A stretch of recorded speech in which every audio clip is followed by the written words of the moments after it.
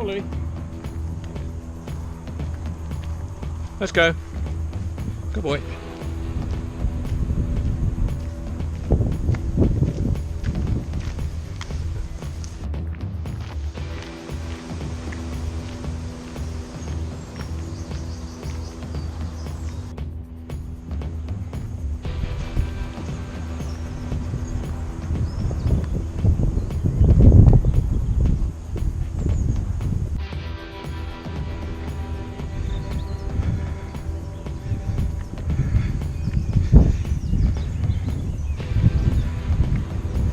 Really?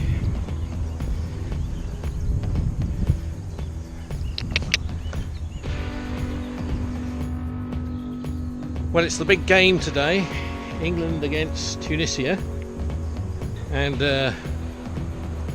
we're looking forward to it, aren't we? Hopefully it'll be a good result.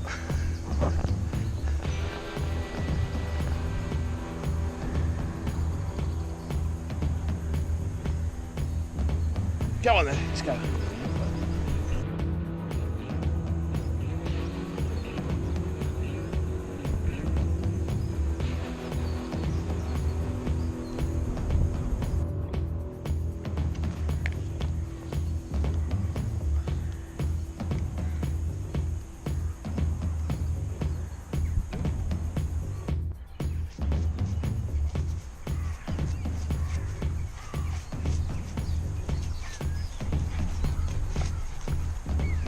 Hey, what's this?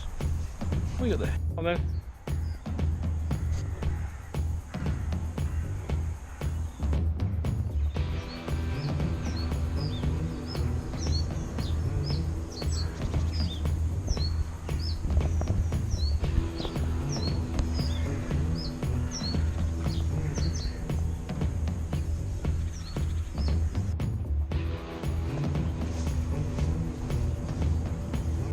Is it?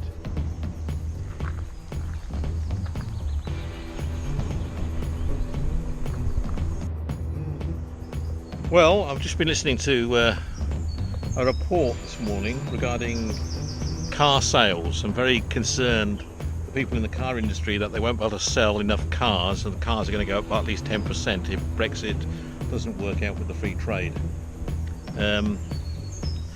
Well, I think it's a good thing. I think we've got too many cars on the road already. We don't need any more cars on the road. Come on then, let's go in here. Come here. Come on, mucky butt. Sit, sit, no, sit. Sit, good boy. Stay down now. One of the best things about a station wagon is the wet dog dealing situation. If you have a wet dog, I recommend a station wagon.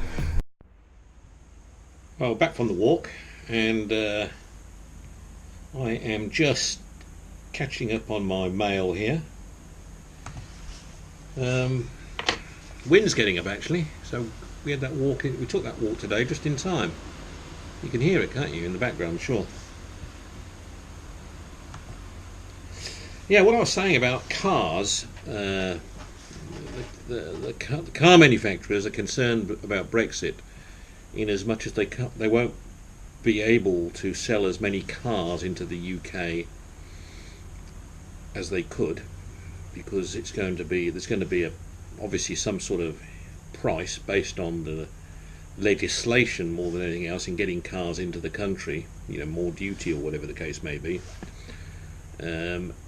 It's going to have an effect on logistics in terms of moving cars and car parts between here and the continent.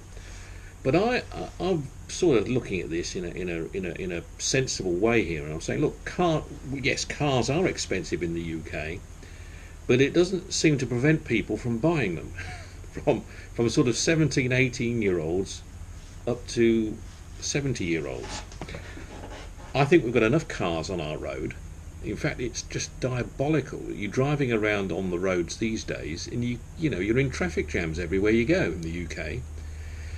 If you want to go onto open roads with no traffic, you've got to go up into the Western Isles, and even there, Isles of Skye are quite busy this time of year with traffic. So, I think we've got enough traffic on the road, and I think if anything, we should start taking traffic off the road, and we should be putting prices up even further to give it to really take the essence of people wishing to own their own motor cars. I think the world is reached a stage now where really a motor car is not an essential anymore. Let's get our public transport working effectively. Let's get all our other transport links working effectively. If you can sit on your arse and everything delivered to your house, so the high street's closing, why do you need to have more cars? I think it's, it doesn't make sense to me. And who wants to have a car, spend a fortune on it, and sit in traffic for most of your life, breathing in the car fumes? No, I think we've reached a point in life where cars should be banned. Or at the very least, we should adopt the same policy as Singapore. And for every new car that goes onto the road, an old car must come off the road. So there is control in the process. And look, Singapore do charge premium on cars as well.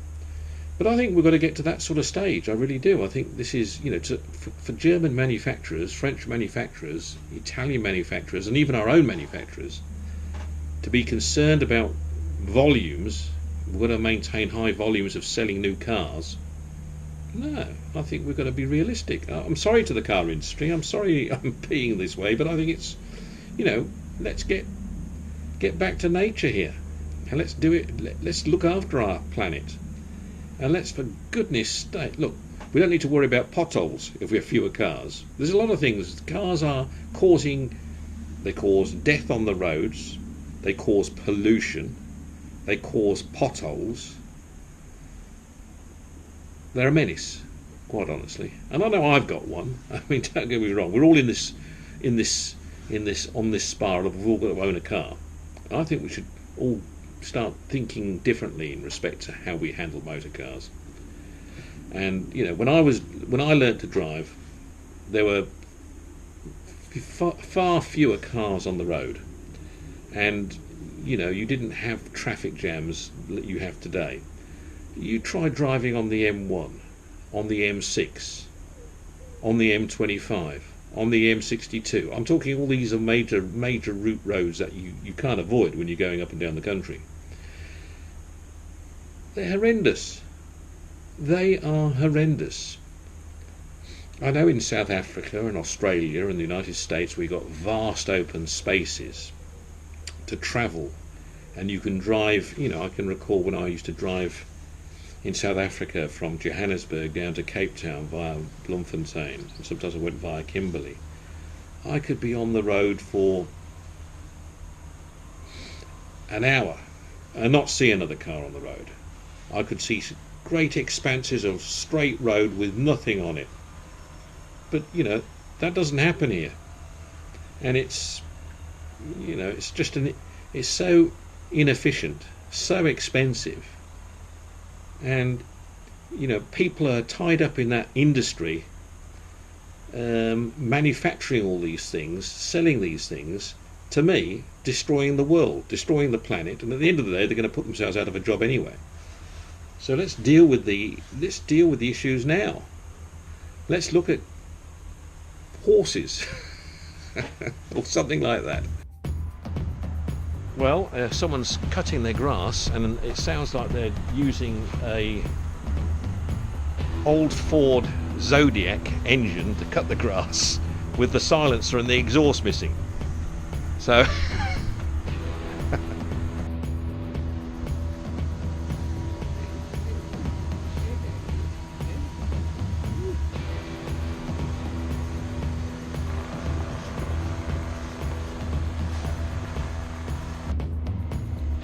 the yellow rose of Texas.